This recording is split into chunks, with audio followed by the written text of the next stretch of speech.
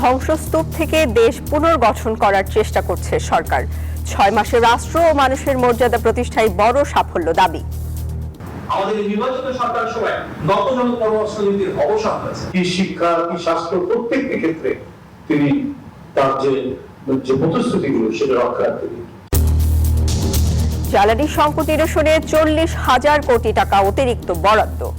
আমরা এই সংকট সমাধানের জন্য ব্যবস্থা নিচ্ছি। প্রায় 40,000 কোটি টাকার মতো এডিশনাল বরাদ্দ দিতে হয়েছে।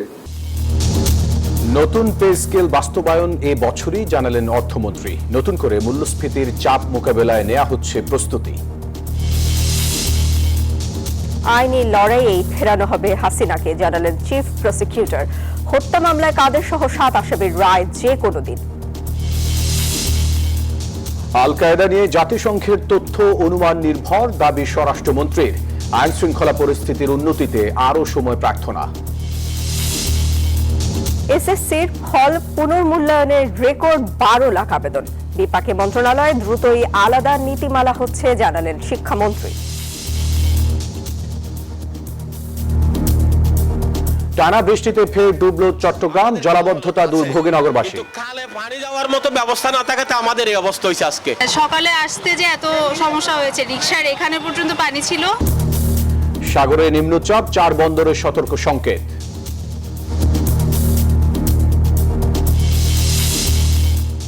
এবং দ্বিতীয় টেস্টে শক্তভাবে ফেরার চেষ্টা করবে অস্ট্রেলিয়া, বললেন শাহরিয়ার নাফিস।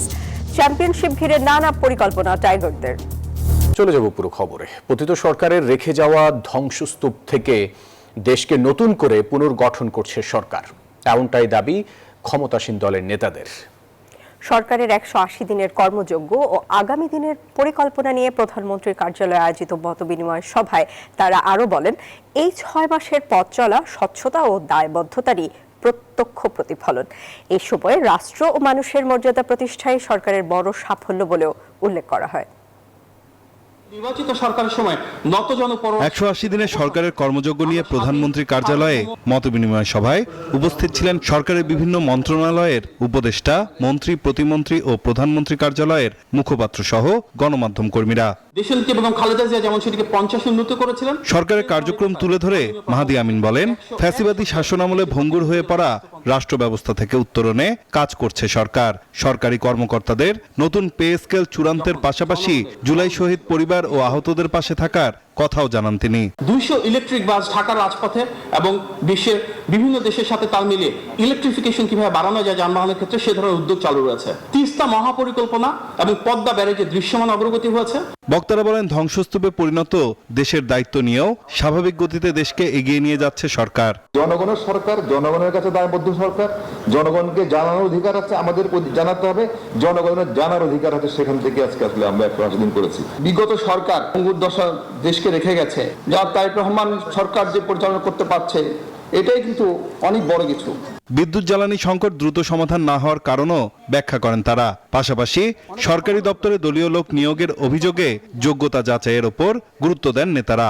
এই স্পয়লার সিস্টেম পৃথিবীর বহু দেশে আছে, গণতান্ত্রিক দেশে আছে। আপনাদের দেখার বিষয় ওই জায়গার জন্য কোয়ালিফাইড কিনা। চলতি অর্থ বছরের মধ্যেই স্থানীয় সরকারের 5টি নির্বাচনে সম্পন্ন হবে। এই দিনগুলিকে আমাদের ব্যয় করতে হচ্ছে যত না বেশি কর্মসূচি বাস্তবায়ন করার জন্য, তার চেয়ে বেশি বাস্তবায়ন করতে হচ্ছে ধ্বংসস্তূপকে নতুন কর্মসূচি গ্রহণ করার উপযোগী হিসাবে গড়ে তোলার জন্য। নোট অফ ডিসেন্ট বাদ দিয়ে জুলাই সনদে আর যা যা আছে সবকিছু বিএনপি বাস্তবায়ন করবে। আইন শৃঙ্খলা পরিস্থিতি ও সাবেক আইজিপি বেনজির আহমেদকে দেশে ফেরানোর বিষয়ে আইনি ও কূটনৈতিকভাবে ব্যবস্থা নেওয়ারও কথা জানানো হয়। প্রয়োজনীয় যোগাযোগ স্থাপন করা হয়েছে আমাদের দূতাবাসের মাধ্যমে, পররাষ্ট্র মন্ত্রণালয়ের মাধ্যমে, এবং আইনি প্রক্রিয়ায় যাতে তিনি খুব কোনো সুবিধা না পান সেজন্য সেখানকার আইনি প্রতিষ্ঠানকে পর্যন্ত নিয়োগ দেওয়া হয়েছে। কোনো মব কালচার টলারেট করা হবে না, দেশ চলবে দেশের আইন অনুযায়ী। সরকারের দাবি 6 মাসের কর্মযজ্ঞই গড়ে দেবে জবাবদিহিমূলক ও কল্যাণমুখী রাষ্ট্রের ভিত্তি। শুধু জনগণের কাছে যে দায়বদ্ধতা। নাইম আলচিকো, নিউজ 24, ঢাকা।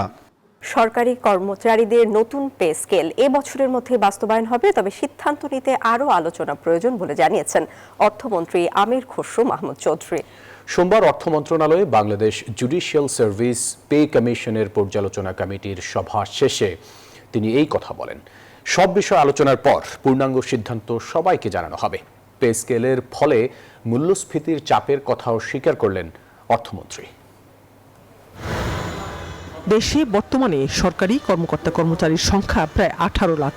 সবশেষ 2015 সালে সরকারি চাকরিজীবীদের জন্য পে স্কেল দেওয়া হয়েছিল। এরপর 11 বছরে মূল্যস্ফীতি বাড়লেও বাড়েনি সরকারি কর্মকর্তা কর্মচারীদের বেতন ভাতা। ফলে এ নিয়ে দানা বেঁধেছে ক্ষোভ। দেশের অর্থনীতির দায়িত্ব নিয়ে আমির খসরু মাহমুদ চৌধুরী সরকারি চাকরিজীবীদের জন্য পে স্কেলের ঘোষণা দিয়েছিলেন। এরপর থেকেই শুরু অপেক্ষার পালা। অর্থ মন্ত্রণালয়ের এক বৈঠক শেষে অর্থমন্ত্রী সাংবাদিকদের প্রশ্নের জবাবে জানান, নতুন পে স্কেলের বাস্তবায়ন চলতি বছরই হবে।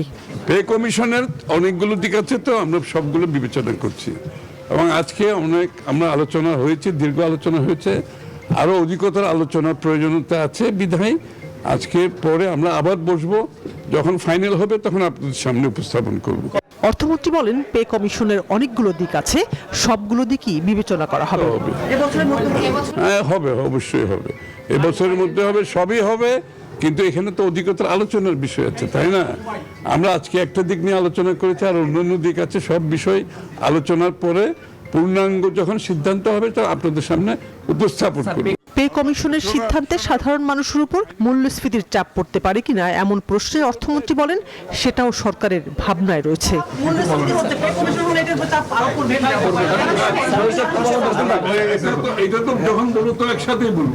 শানাজি ইয়াসমিন, নিউজ 24, ঢাকা। জুলাই হত্যাযজ্ঞের মানবতা বিরোধী অপরাধের মামলায় কার্যক্রম নিষিদ্ধ আওয়ামী লীগের ওবায়দুল কাদের সহ শীর্ষ 7 নেতার বিরুদ্ধে যুক্তিতর্ক শেষ হয়েছে। যে কোনো দিন রায় ঘোষণা করবেন ট্রাইব্যুনাল। আসামিদের সর্বোচ্চ শাস্তির প্রত্যাশা প্রসিকিউশনের। এদিকে শেখ হাসিনাকে আইনি প্রক্রিয়ার মাধ্যমেই দেশে ফিরিয়ে আনা হবে বলে জানিয়েছেন চিফ প্রসিকিউটর।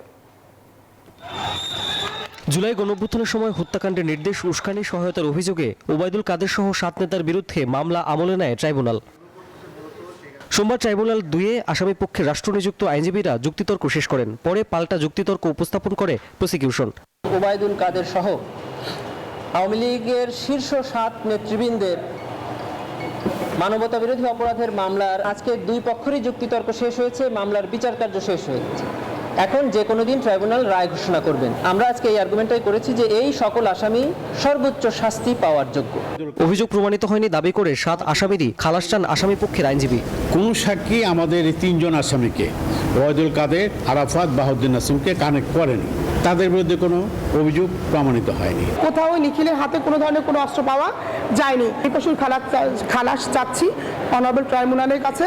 এদিকে ভারতে অবস্থানরত সাবেক প্রধানমন্ত্রী শেখ হাসিনা বিচার প্রক্রিয়ায় দণ্ডপ্রাপ্ত। আইনি প্রক্রিয়ার মাধ্যমে তাকে দেশে ফিরিয়ে আনা হবে বলে জানান চিফ প্রসিকিউটর। ইন্ডিয়ান এক্সপ্রেস কিন্তু সবিস্তারে কিছু বলে নাই। এই নিউজটার মধ্যে শুধু বলেছে আদালতের অনুমতি লাগবে। সেটা উনি কোন অনুমতি, উনি কি রাজনৈতিক আশ্রয়ে রয়েছে ওখানে, আমরা শেখ হাসিনা কি স্ট্যাটাসে ওখানে আছেন, এটা কিন্তু আমরা ক্লিয়ার এখন পর্যন্ত জানি। শেখ হাসিনাকে প্রত্যর্পণ করার জন্য যে আবেদন, এটা একটি আইনি প্রক্রিয়া। সেই আইনি প্রক্রিয়ার মধ্য দিয়ে তাকে আনার জন্য বাংলাদেশ সরকার প্রয়োজনীয় পদক্ষেপ নিয়েছে। জুলাই গণঅভ্যুত্থানের সময় সংগঠিত মানবতা বিরোধী অপরাধের আরেক মামলায় শ্যামল দত্ত, মোজাম্মেল বাবু ও ফারজানা রূপাকে আগামী 24 আগস্ট ট্রাইব্যুনালে হাজির করার নির্দেশ দেওয়া হয়েছে। রাশেদ জায়খান, নিউজ 24, ঢাকা।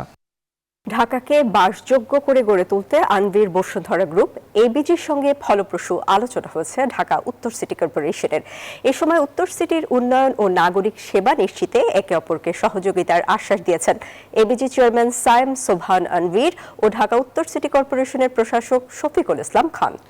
সোমবার এক সৌজন্য সাক্ষাৎ শেষে গণমাধ্যমকে এসব কথা জানান ডিএনসিসি প্রশাসক। বলেন, বসুন্ধরা বাংলাদেশের স্বনামধন্য একটি নাম, যা দেশের আবাসন খাত তথা নগর উন্নয়নের রোল মডেল হয়ে আছে। উন্নয়নের ক্ষেত্রে কিছু কিছু স্টেক হোল্ডার থাকে, সকলের সমন্বয় নিয়েই আমরা এই নগরটাকে করতে চাই। বসুন্ধরা গ্রুপ দেশের সুনামধন্য একটা ব্যবসা প্রতিষ্ঠান। সিটি কর্পোরেশনের পক্ষ থেকে তাদের সকল কিছু আমাদের কাছে সহযোগিতা চেয়েছেন।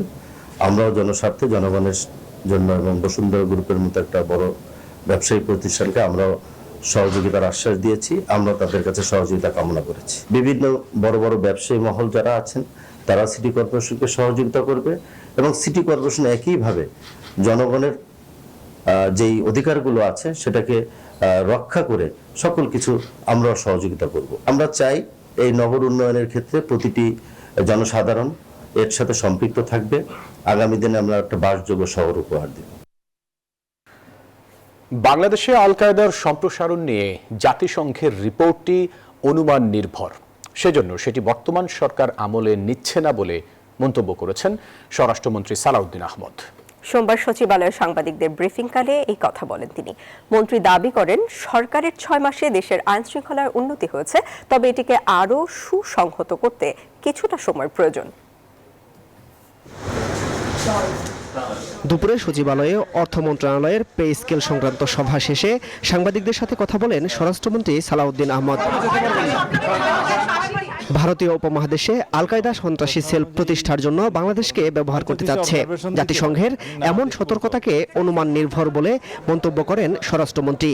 আমরা এগুলো আমলে নিচ্ছি না, রিপোর্টও এখনো পড়িনি। তাছাড়া আমি যতটুকু শুনেছি পত্রিকান্তরে, সেটা ওখানে বলা হয়েছে যে তারা একটা এজিউম করেছে আর কি, একটা অনুমান করেছে যে এরকম হতে পারে। তো অনুমান নির্ভর কোনো রিপোর্টের উপর আমরা তো অ্যাকশন করতে পারি না। বিএনপি সরকারের 180 দিনে আইন শৃঙ্খলা পরিস্থিতির দৃশ্যমান উন্নতি হয়েছে বলে দাবি করেন স্বরাষ্ট্রমন্ত্রী। আইন শৃঙ্খলা নিয়ে সন্তুষ্টির বিষয়টা জনগণ বলবে। আমরা তো সবসময় বলবো আমরা আইন শৃঙ্খলা পরিস্থিতি উন্নত করতে পেরেছি, তবে জনপ্রত্যাশা অনুযায়ী উন্নীতকরণের জন্য আরো সময় লাগবে। আমাদের এখন মাত্র 6 মাস পার হলো, এর মধ্যে আমরা অনেক সংস্কার কাজ করেছি। সরকারের 6 মাসে সামনে আসা জ্বালানি সংকট মধ্যপ্রাচ্য যুদ্ধের কারণে হয়েছে বলে মন্তব্য করেন স্বরাষ্ট্রমন্ত্রী। জানান, স্থায়ীভাবে জ্বালানি নিরাপত্তা নিশ্চিত করতে দ্রুত সিদ্ধান্ত নেওয়া হবে। মাসুদ সুমন, নিউজ 24, ঢাকা।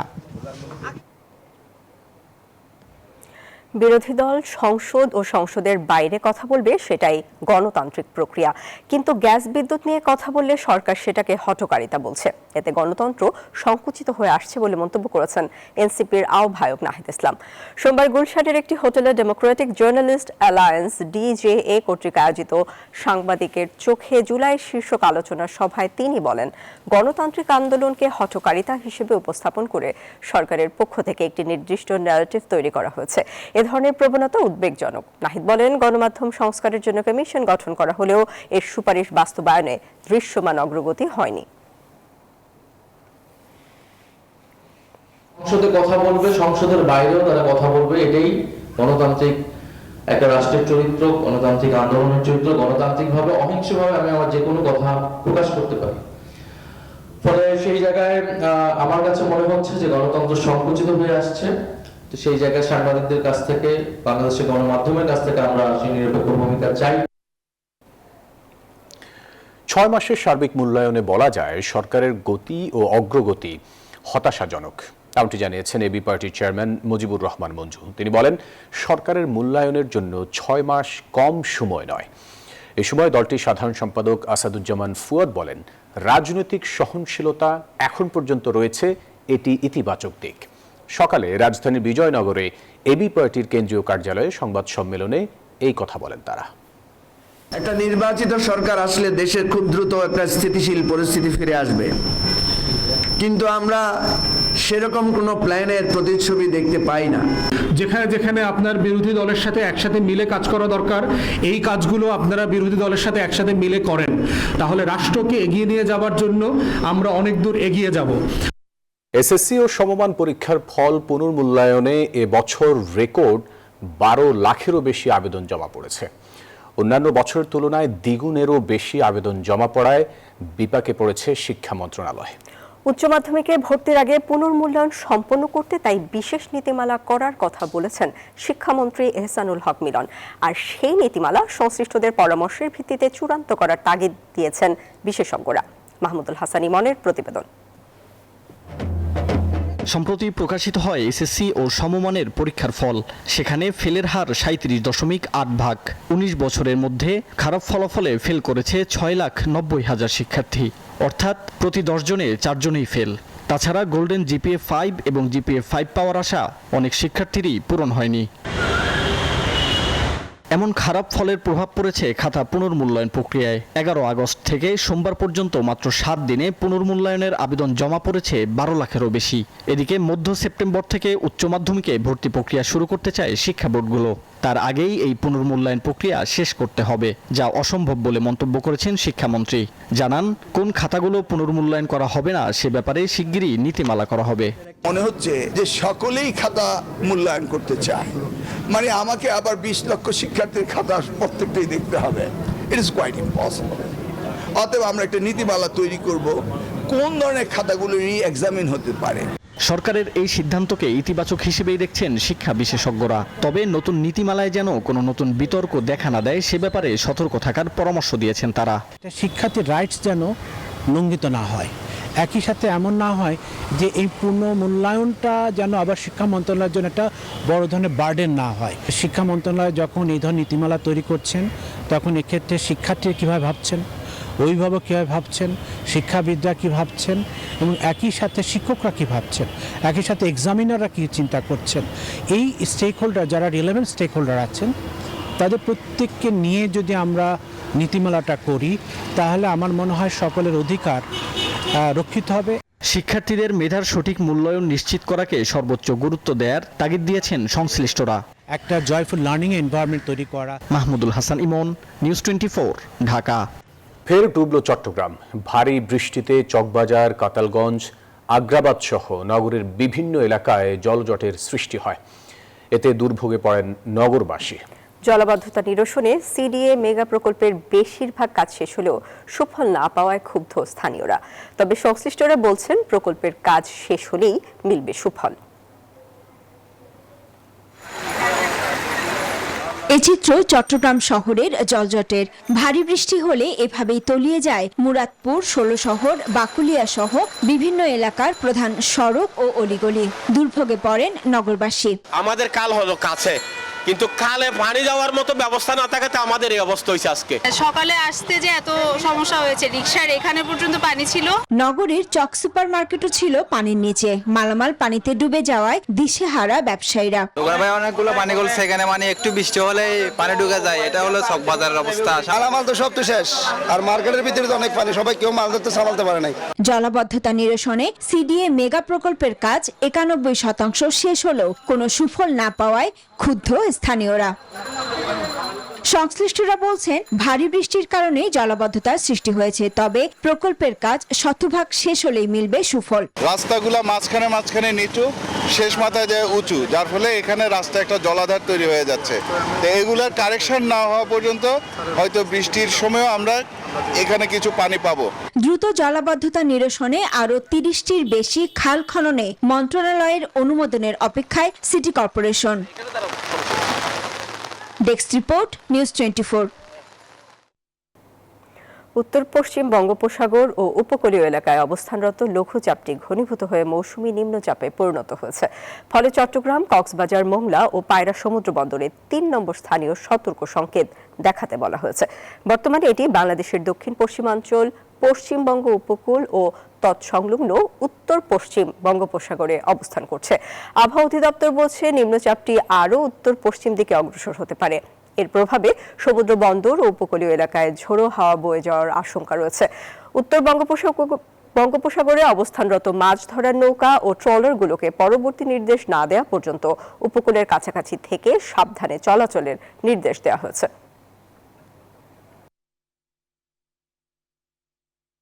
গেল জুনে সই হওয়া যুক্তরাষ্ট্র এবং ইরানের মধ্যকার সমঝোতা স্মারকের মেয়াদ শেষ হচ্ছে আজ। পুরোপুরি অচল অবস্থায় আটকে আছে যুদ্ধ বন্ধের আলোচনা। হরমুজ প্রণালীতে বাণিজ্যিক জাহাজ চলাচলও প্রায় বন্ধ। এরই মধ্যে নিজেদের সামরিক নীতিতেও বড় পরিবর্তন আনছে তেহরান। অপরদিকে ইরানের বিরুদ্ধে সামরিক পদক্ষেপ নিতে অস্বীকৃতি জানানোয় দক্ষিণ কোরিয়ার সাথে বার্ষিক সামরিক মহড়া কমানোর নির্দেশ দিয়েছেন মার্কিন প্রেসিডেন্ট ডোনাল্ড ট্রাম্প। কাগজের চুক্তিতেই আটকে গেছে শান্তির আশা। ওয়াশিংটন ও তেহরানের মাঝে সই হওয়া সমঝোতা স্মারকের মেয়াদ শেষ। থমকে গেছে যুদ্ধ থামানোর সব আলোচনা। আত্মরক্ষার খোলস ছেড়ে এখন আক্রমণাত্মক কৌশলে ঝুঁকছে ইরানের বিপ্লবী গার্ড বাহিনী আইআরজিসি। এর মাঝেই নিস্তব্ধ হয়ে উঠেছে হরমুজ প্রণালী। বাণিজ্যিক জাহাজ চলাচল প্রায় শূন্যের কোঠায়। আন্তর্জাতিক রাজনীতির এই হিসাব নিকাশে প্রভাব পড়ছে যুক্তরাষ্ট্রের মিত্রদের উপরও। ইরানের পরমাণু কর্মসূচি বন্ধের অভিযানে দক্ষিণ কোরিয়া সাড়া না দেওয়ায় সিওলের সাথে নিয়মিত সামরিক মহড়া অনেকটা কমিয়ে আনার কড়া নির্দেশ দিয়েছেন মার্কিন প্রেসিডেন্ট ডোনাল্ড ট্রাম্প। তবে মার্কিন প্রেসিডেন্ট চাইলেও এখন আর এই যুদ্ধ থেকে পিছু হটতে পারবেন না, এমনটাই বলছেন বিশ্লেষকরা। এটি কোনো সাধারণ ব্যবসায়িক চুক্তি নয় যে ট্রাম্প দেউলিয়া ঘোষণা করে অন্য কাজে মন দেবেন। তিনি চাইলেও এখন চুক্তি থেকে বেরিয়ে আসতে পারবেন না, কারণ তাতে উপসাগরীয় অঞ্চলে ইরানের পাল্টা আঘাতের ঝুঁকি থেকেই যায়। পরস্পরের প্রতি তীব্র অবিশ্বাস আর শর্তের বেড়াজালে আটকে থাকা এই ভূ রাজনৈতিক সংকট সহসাই দেখছে না সমাধানের মুখ। নিবির আমিন, নিউজ 24। আরব উপদ্বীপের দরিদ্রতম দেশ ইয়েমেনে ভয়াবহ ড্রোন হামলা ও তীব্র সংঘর্ষে বড় ধরনের ক্ষয়ক্ষতির মুখে পড়েছে ইরান সমর্থিত সশস্ত্র হুথি গোষ্ঠী। দেশটির দক্ষিণ পশ্চিমাঞ্চলে গত 48 ঘণ্টায় ধারাবাহিক হামলা ও সংঘর্ষে 2 শতাধিক হুথি যোদ্ধা নিহত হয়েছে বলে জানিয়েছে স্থানীয় সামরিক সূত্র। এতে গোষ্ঠীটির যুদ্ধ ক্ষমতায় বড় ধাক্কা লেগেছে বলে ধারণা করা হচ্ছে। সংঘর্ষে ব্যাপক হতাহতের পরও হুথিরা নতুন করে হামলা চালানোর প্রস্তুতি নিচ্ছে বলেও ইঙ্গিত পাওয়া গেছে। ইয়েমেনে উত্তেজনা শুরুর পর ড্রোন হামলা ও তীব্র সংঘর্ষে এবার ইরান সমর্থিত হুতি গোষ্ঠী বড় ধরনের ক্ষয়ক্ষতির মুখে পড়েছে। সরকারপন্থী বাহিনী ও হুতি যোদ্ধাদের মধ্যে কয়েকটি গুরুত্বপূর্ণ ফ্রন্টে তীব্র লড়াইয়ে গত 2 দিনে বিপুল সংখ্যক নিহতের মরদেহ হুতি নিয়ন্ত্রিত রাজধানী সানার বিভিন্ন হাসপাতালে নেওয়া হয়েছে। সানার সামরিক সূত্র জানিয়েছে নিহতদের বেশিরভাগই দেশটির দক্ষিণ পশ্চিমাঞ্চলীয় তাইজ প্রদেশের সংঘর্ষে প্রাণ হারিয়েছেন। বিভিন্ন সূত্রে বরাতে সংবাদ মাধ্যম ইয়েমেন ফিউচার জানিয়েছে ক্ষয়ক্ষতি কাটিয়ে উঠতে আরো হামলার প্রস্তুতি নিচ্ছে হুতিরা। এই লক্ষ্যে তাইজ শহরের পশ্চিমে আল বারা ফ্রন্টে নতুন করে সেনা ও যোদ্ধা মোতায়েন করা হয়েছে। এর মধ্যেই বিশেষ সামরিক ইউনিট, কমান্ডো এবং সামরিক প্রশিক্ষণপ্রাপ্ত সদস্যরাও রয়েছেন। একই সঙ্গে এর মধ্যে সৌদি সমর্থিত বাহিনী অস্ত্র সমাবেশ এবং যুদ্ধজাহাজকে লক্ষ্য করে হুতি হামলার পর ইয়েমেনের মোর্চা বন্দরের কার্যক্রম স্থগিত করেছে ইয়েমেন সরকার। ইরানের বিরুদ্ধে যুক্তরাষ্ট্রের যুদ্ধকে ঘিরে সৃষ্ট আঞ্চলিক উত্তেজনার মধ্যে পরিস্থিতির এই অবনতি ঘটেছে। সাম্প্রতিক এই সহিংসতায় ইয়েমেনের চলমান সংঘাতকে আরো জটিল করে তুলতে পারে। দীর্ঘদিনের গৃহযুদ্ধে বিপর্যস্ত দেশটি নতুন করে উত্তেজনা বৃদ্ধি পাওয়ায় আঞ্চলিক স্থিতিশীলতা নিয়েও উদ্বেগ বাড়ছে। চন্দ্রা, নিউজ 24। অস্ট্রেলিয়াকে হারানোর পর টেস্ট চ্যাম্পিয়নশিপের ফাইনালে ওঠাও সম্ভব বলে মনে করছেন ক্রিকেট অপারেশনস ইনচার্জ শাহরিয়ার নাফিস। তবে নাজমুল শান্তর দল বেশি উদযাপন না করে দ্বিতীয় টেস্ট নিয়ে বেশি মনোযোগী বলেও জানান তিনি। সেই সাথে অজিরা নিজেদের মাটিতে ঘুরে দাঁড়াতে মরিয়া থাকবে বলেও মনে করেন নাফিস। অস্ট্রেলিয়ার মাটিতে তাদের হারিয়ে আত্মবিশ্বাস এখন তুঙ্গে বাংলাদেশের। ডারউইনে সেই ঐতিহাসিক জয়ের রেস ধরেই টেস্ট চ্যাম্পিয়নশিপ ফাইনালের স্বপ্ন দেখছে নাজমুল শান্তরা। 7 টেস্টের এই পথ পাড়ি দিতে পারলে ইতিহাসের পাতায় নতুন অধ্যায় লিখতে পারে টাইগাররা। তবে সমীকরণ নিয়ে এখনই ভাবতে নারাজ team management. Cricket operations in charge Shahriar Nafees বিশ্বাস করেন ফাইনালে খেলা সম্ভব, তবে 1-1.5 বছর পরের হিসাব এখনই কোষে লাভ নেই বলেই মনে করেন তিনি। আরও আমাদের 7টা টেস্ট ম্যাচ বাকি আছে। সো এখন এটা নিয়ে চিন্তা না করে আমার সামনে যে প্রেজেন্টে যে টেস্ট ম্যাচটা আছে ওই ম্যাচ বাই ম্যাচ যদি যাওয়া যায়, সমীকরণ আমরা গাণিতিক সমীকরণ জানি, যখন মিলে সেটা তখন মিলেই যাবে। তবে অজিতের প্রথম ম্যাচ হারিয়ে কাজ শেষ, এমনটা ভাবার সুযোগ নেই বলেই জানান নাফিস। বিশ্ব টেস্টের 1 নম্বর দল অস্ট্রেলিয়া। সিরিজের পরের ম্যাচে ঘুরে দাঁড়ানোর চেষ্টায় মরিয়া হয়ে উঠবে তারা। বাংলাদেশ যেই ধারাবাহিকতাটা বজায় রেখে খেলছে সেই ধারাবাহিকতাটা তারা বজায় রাখবে এবং আমরা এটা জানি যে অস্ট্রেলিয়া খুবই শক্ত একটা দল এবং তারা খুব কঠিনভাবে ফেরত আসার চেষ্টা করবে। ডারউইনের জয় উদযাপন করেছে বাংলাদেশ, কিন্তু উদযাপনের চেয়ে পরের টেস্টেই বড় মনোযোগ বলছেন শাহরিয়ার নাফিস। তারা খুবই গ্রাউন্ডেড, তারা পরবর্তী ম্যাচের জন্য অবশ্যই উপভোগ করেছে, বাট পরবর্তী ম্যাচের জন্য খুবই ফোকাসড আছে। একটা জয় বদলে দিয়েছে টাইগারদের বিশ্বাস। এখন সামনে 7 টেস্ট 7টে পরীক্ষা। 5 জয়ে খুলে দিতে পারে বিশ্ব টেস্ট চ্যাম্পিয়নশিপের ফাইনালের দরজা। তাসবিহ শরণ, নিউজ 24, ঢাকা। ডারউইনে বাংলাদেশের কাছে বড় হারের ধাক্কা কাটতে না কাটতেই অস্ট্রেলিয়ার সামনে নতুন শঙ্কা। ধীরগতির ওভার রেটের কারণে জরিমানা হতে পারে প্যাট কামিন্সদের। শুধু অর্থদণ্ড নয়, বিশ্ব টেস্ট চ্যাম্পিয়নশিপে 4 পয়েন্ট হারানোর শঙ্কাও রয়েছে তাদের। ফলে অজিদের জন্য মাঠের হার মাঠের বাইরেও বাড়িয়ে দিয়েছে অস্বস্তি। বাংলাদেশের কাছে অস্ট্রেলিয়ার 9 উইকেটে হার। এই হারের পর মাঠের বাইরেও বড় ধাক্কা অজিদের। ধীরগতির ওভার রেটের কারণে প্যাট কামিন্সদের গুনতে হবে মোটা অঙ্কের জরিমানা। টেস্টের দ্বিতীয় দিনে নির্ধারিত 90 ওভারের বদলে অস্ট্রেলিয়া করেছে 86 ওভার। আইসিসির নিয়ম অনুযায়ী প্রতি ওভার কম বোলিং এর জন্য ম্যাচ ফির 5% পর্যন্ত জরিমানা গুনতে হবে। অজিদের একজন খেলোয়াড়ের ম্যাচ ফি 20,000 অস্ট্রেলিয়ান ডলার। ফলে 4 ওভারের জন্য প্রত্যেকের জরিমানা হতে পারে $4,000, যা 11 খেলোয়াড় মিলিয়ে মোট জরিমানার অঙ্ক দাঁড়ায় 44,000 অস্ট্রেলিয়ান ডলার। তবে শাস্তি এখানেই থেমে নেই। বিশ্ব টেস্ট চ্যাম্পিয়নশিপ থেকে অস্ট্রেলিয়ার 4 পয়েন্ট কেটে নেওয়ারও শঙ্কা রয়েছে, যদিও সিদ্ধান্তের আগে ডারউইনের গরম আর্দ্রতা ও উইকেট পতনের মতো বিষয় বিবেচনা করতে পারেন ম্যাচ রেফারি। অন্যদিকে বাংলাদেশও ছিল ওভার রেটে পিছিয়ে, কিন্তু অস্ট্রেলিয়াকে মাত্র 53 ওভারে অল আউট করায় শাস্তি থেকে বেঁচে যেতে পারে টাইগাররা। মাহাদি ইমরান, নিউজ 24। দর্শক, ছিল নিউজ 24 সংবাদে। সাথে থাকায় ধন্যবাদ সবাইকে।